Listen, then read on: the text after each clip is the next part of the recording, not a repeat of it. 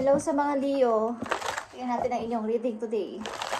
Today is April 18, 2025, guys. About sa inyong pag-ibig sa mga Leo.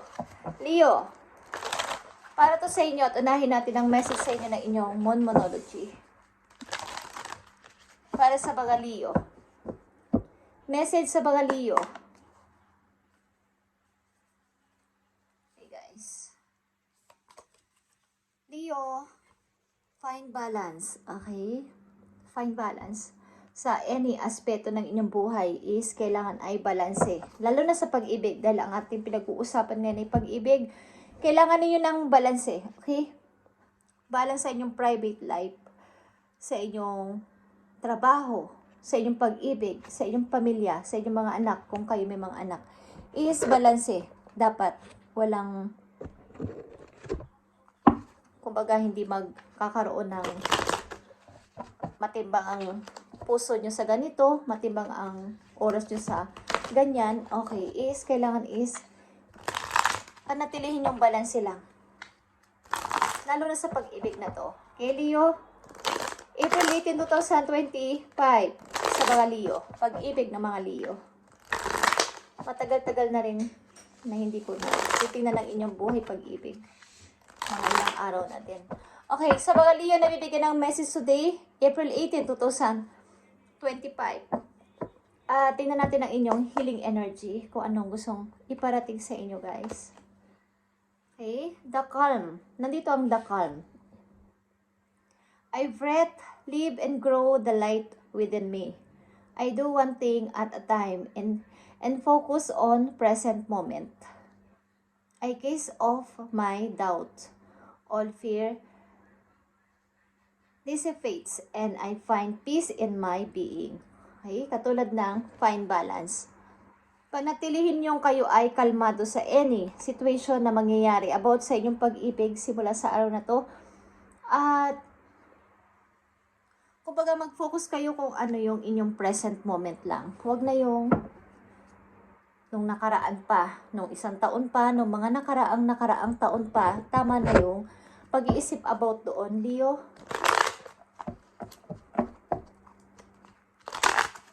Iwasan nyo na rin mag-doubt sa pag-ibig na to. Okay? And hanapin nyo yung magkaroon kayo ng peace of mind. Pag kayo ay umiibig o iibig pala. Okay? Tingnan natin ang sitwasyon ninyo sa inyong pag-ibig. Sitwasyon ng mga Leo sa kanilang pag-ibig. April 18, 2025 sa mga pag-ibig ng mga Leo. Tingnan natin ang sitwasyon ninyo, guys. I need 4 messages dito sa inyong sitwasyon sa pag-ibig.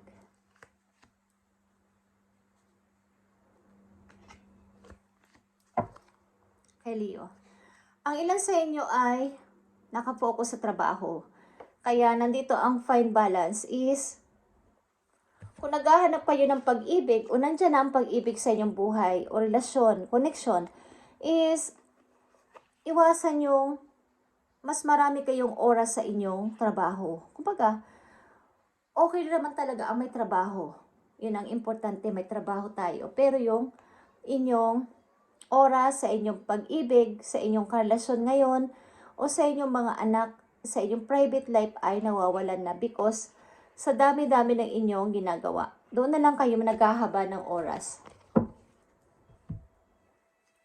Ang ilan naman sa inyo nandito sa reading ay single pa at hindi pa natatagpuan ng inyong iniibig, kaya kayo ay nakapokus talaga sa trabaho. Pero kung kayo ay naghahanap ng pag-ibig at ganito ang inyong sitwasyon, na sobra yung inyong time sa inyong trabaho, maaaring hindi magkukross ang landas ng inyong andyan na dapat yung tao is napupurnada, nadidelays, nagkakaroon ng delays. Pero magtatagpo man kayo ng tao na to is magkakaroon lang ng delays. Kumbaga sa isang taon, kaya matagal pa sa mga maaari pang pagkakataon. Message sa'yo, Leo. Andito ang justice.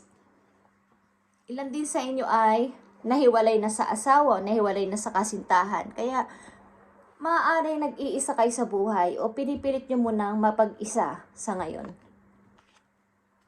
Yeah. At nandito ang Four of Pentacles. Pinipilit ko munang mag-ipon ng money kesa sa pag-ibig na to. Gusto ko munang makaipon ng pera kesa mag-focus dito sa pag-ibig. At Eight of Wands is here. Ilan din sa inyo ay may kakoneksyon sa online. Maaring mas gusto nyo yung makipag-usap sa online para hindi maapektuhan ng inyong privacy at ang inyong personal life. Mas gusto nyo yung online dating or online na pakikipag-usap. Yung hindi nagkikitaan sa personal at walang masyadong ginugugol na oras sa personal. Okay? At nandito ang Page of Wands. Maaari talagang kayo ay maybe mga bata pa, line of 20s, 30s, at kailangan nyo pa yung maraming mga adventure sa buhay. Mas may gusto pa kayo marating kesa sa pag-ibig na to at magseryoso dito. Parang ayaw nyo muna itong bigyan ng masyadong focus sa ngayon. Iibig ba ako ng long term na? Parang hindi pa. Okay, sa mga Leo na nandito sa reading, ay hindi pa seryoso sa pag-ibig na pang long term. Okay. Maaring nag-iipon pa kayo ng pera or mas gusto nyo muna ang mapag-isa kung galing na kayo sa pag-ibig na kayo ay nasaktan. Mas gusto nyo muna mag-focus sa trabaho. Okay?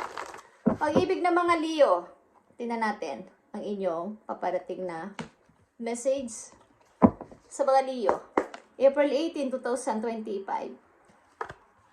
Para ito sa pag-ibig ng mga Leo, please. Ibigay mo ang tamang message sa pag-ibig ng mga Leo. Mari ito'y nangyayari na sa inyo o mangyayari pa lang. So, maging aware kayo sa inyong sitwasyon. Okay. Kayo ay dealing o nauugnay talaga sa isang taong pinagbabawal ng lahat. Maaring ayaw ng mga kamag-anak nyo o ayaw ng marami may against sa inyong relasyon, Leo. At maaring ito ay pinaglalaban yung dalawa. At sa kasalukuyan, maybe, is hindi pa to pwedeng i-reveal o hindi pa pwedeng i-expose. So, maaaring ito ay nagpatagong relasyon at hindi mo na pwedeng sabihin o ipagkakalat o ihayag sa social media, i-post ang ating pictures doon. Ito ay against ang mga ilang tao o mga kamag-anak niyo sa inyong relasyon. But ito ay deep connection, Leo. Okay? Nandito yung Four of Arrows, Leo. Nasa healing process ka maybe at maaaring may nagko-comfort sa iyong tao na ikaw ay paggalingin dyan sa sugat sa puso mo. Kasama mo siya at handa ang person na to na ikaw ay aliwin, kausapin, samahan pag may problema. Okay, Leo? Maaaring kayo ay iniwan ng inyong taong minahal at kayo ay may anak. Maaaring kayo ay mag-isa nyong sinusuportahan ng inyong anak. Kaya kayo ay nagsisikap sa buhay na magkaroon ng magandang kita at hinuhold na mabuti ang pera.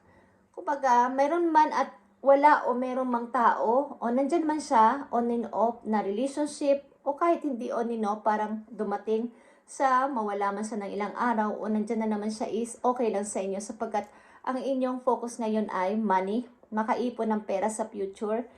At maaaring ang tao na to ay handa kang hintayin kahit sa anumang pagkakataon. Ikaw kasi ay nadala ng umibig sapagkat iniwan ka maybe ng taong ama ng iyong anak. Okay? Sa mga Leo na nandito. At ito talaga ay parang online na messages. At kailangan talaga dito ng maaari ding may nagpapa-message sa'yo dito ng parang peace offering. Magbati na tayo, Leo. Yeah. Tradition is here. Isang pag-ibig ito na hinahadlangan sapagkat may kinalaman ang religion, may kinalaman ang tradition sa inyong family na parang hindi kayo pwedeng magsama ng walang basbas ng simbahan or something kasal. Maaaring may mga hadlang sa inyong pag-ibig ba't kayo ay nagmamahal ng dalawa ng tao na to. Okay? Patagong relasyon ito, ba't ito ay deep connection, Leo? Okay. Maaaring ang inyong family ay papamahiin o may paniniwala na ang pagsasama ng dalawang tao ay dapat pinapaspasan sa simbahan o hindi lang yung basta magsasama sa isang bahay nang walang basbas ng kung sino man sa simbahan. Okay? Maaaring yung gusto nila ay kung magsasama kayo ay meron talagang masasabing kasal. Okay. Para sa pag-ibig ng mga Leo na to, nandito sa reading, tingnan natin. Paling kayo ay 20s, 30s ang edad, guys, mga bata pa. Okay, Leo. Kung mahal nyo ang person na to ay, tuloy-tuloy lang, guys. Huwag kayo magpadala sa, kumbaga, talunin nyo ang hamon ng buhay na to. Ang hamon ng mga tao against sa inyong dalawa. Bagamat may mga tutol na mga person sa paligid is, ituloy-tuloy nyo to kung talagang kayo ay nagmamahalan. Okay? At magkaroon din ng konting balanse sa inyong trabaho, personal life at sa inyong pag-ibig. Okay? Tingnan natin ang message sa inyong dalawa ng yung person. Leo, message sa kayong dalawa ng kanyang person. Andito ang receptive. Be ready to receive what fate has planned for you. Okay? May matatanggap ka talagang messages o tawag sa phone, sa inyong cellphone, galing sa isang tao. Okay? Na talagang, kumbaga, hindi ko alam kung ang tao na to ay gusto na makipagbati sa'yo o gusto nang kausapin para wala na tayong hurt sa isa't isa. Kailangan lang natin ng peace sa isa't isa para magkaroon na ng closure talaga. Okay? May tatawag sa'yo dito o may nagte-text. Message pa para sa inyong pag-ibig, Leo, na nandito sa reading. At irespeto mo ang iyong partner, bagamat siguro mayroon kang pinagdaanan sa buhay, sabihin mo sa kanya ang mga nararamdaman mo at hinanakit mo sa buhay, mga nararamdaman mo sa dati mong partner para walang lihim-lihim, be honest sa iyong partner at respeto. Okay, Leo? At message mo para sa iyong pag-ibig, Leo. Nandito ang put yourself first. Loving yourself makes you more romantically attractive. Bigyan mo ng halaga din ang iyong sarili, magbigay ng pagpapahalaga o maraming attention sa iyong sarili simula sa araw na to. At kesa sa magbigay ng maraming percent sa any na malalapit sa iyong tao. Bigyan mo ng maraming porsyento dito ang iyong sarili. Kahit sa pag-ibig, ang ilan kasi sa Leo na nandito din ay para itong kaya sinasabi kong against ang lahat sa inyong relasyon at tradisyon ito, maaring maritutol because ang isa sa inyo ay may relasyon na sa iba o may asawa ng isa sa inyo. Okay, Leo, ba't kayo ay nagmamahalan dalawa ng person na to against man ang mga tao sa labas? Okay, ay kayo ang nagkakaintindihan na dalawa ng tao na to. Okay, Leo, isa pang message dito para sa'yo. Let go of the need to control. Allow the situation to unfold naturally. Okay? Maaari talagang kung dapat nang i-let go ang isang tao at nagkakaroon na ng kawalan ng parang hindi mo na naaalala ang sarili mo dahil sa pag-ibig na to is dapat nang i-let go ng natural ito. Guys, okay? Find balance sa inyong relasyon. At mag-iito man ay sa iyong trabaho, lumalaki ang porsyento mo sa trabaho kaysa sa iyong connection ay find balance. Leo, at maaaring ilan sa inyo dito ay konektado sa isang bawal na pag-ibig, kaya mayroon ditong tutol na mga tao sa paligid at maraming tutol na mga kamag-anak ninyo. Bagamat nagmamahalan kayo at maaaring nagtatagpo kayo ng palihim ay ito ay bawal na pag-ibig. Okay. Maaaring dahil sa naranasan mo sa umpisa, na ikaw ay nabiko at iniwan ng taong mahal mo pati ng iyong anak ay natuto ka na sa buhay at sasabi mo na ayaw mo magpatali, ayaw mo ng kasal or with or without na tao, nandyan man siya, may paparating man o dumating man, okay lang sa akin basta ako ay hindi nakatali o hindi ako matatali sa kanya. Okay, but may mga tao talaga na mapagmasid sa paligid at tinututulan ng inyong relasyon. Maaaring ito ay kamag-anak niyo o magulang ninyo na ayaw ng ganitong klase ng pamamalakad ninyo o rules ninyo sa inyong pag-ibig. Okay. Leo, last message for you. Sa pag-ibig na to o sa inyong karir. Okay. Clearing this. Ibig sabihin nito, ang inyong mga utang ay maaari ng paunti-unti mababawasan na sa mga Leo at magkakaroon na ng pagbabawas sa inyong mga iniraman. Makakabayad na kayo pa konting-kunti sa inyo mga inutangan o hiniraman o sa inyong mga credit card, mababayaran nyo na ang inyong mga ah, Baga nakagastos kayo ng mas malaki, mga nakaraang buwan o taon, may mga binayaran kayo dahil sa problema is, magkakaroon na ito ng, mapifeel mo na yung lighter and freer. Just by facing this topic and making a plan to clear present obligation, maaaring mawawalan ka na ng mga utang, makakabayad ka na dahil sa pagsusumikap mo sa trabaho. Kaya andito yung fine balance din is sobra-sobra yung Google mong oras sa trabaho na halos dinadala mo sa bahay ang iyong mga gagawin pa dapat sa inyong company o sa office, dinadala mo pa sa bahay dahil sa pag-iipon mo dahil dito sa mga napagkautangan mo. And i-block mo ang mga nagpapadistract sa iyong buhay, sa karir. Okay? Yung mga nakakapag-distract para ikaw ay umunlad, i-block mo to. Leo, para mawala ang mga humahadlang sa iyong pag-grow pa sa buhay, lalo na sa kaperahan. Okay, sa pag-ibig mo dito ay kayo ay maaaring deep connection ng pag-ibig na to. Malalim na pag-ibig, ba't hinahadlangan ng marami? At maaaring may tao mula sa nakaraan ng gusto makipag-peace offering sa'yo, tumawag o mag-text, at gusto nang magkaroon ng parang malinawan na siya at magkaroon ng pag-uusap na hindi na dapat natin to, maging magkaibigan na lang tayo, maging maayos ang lahat. Okay, lalo na kayo may anak na dalawa, Leo. Okay? Thank you and God bless, Leo. At i-update natin to sa mga susunod pang araw para sa'yo. Thank you and God bless.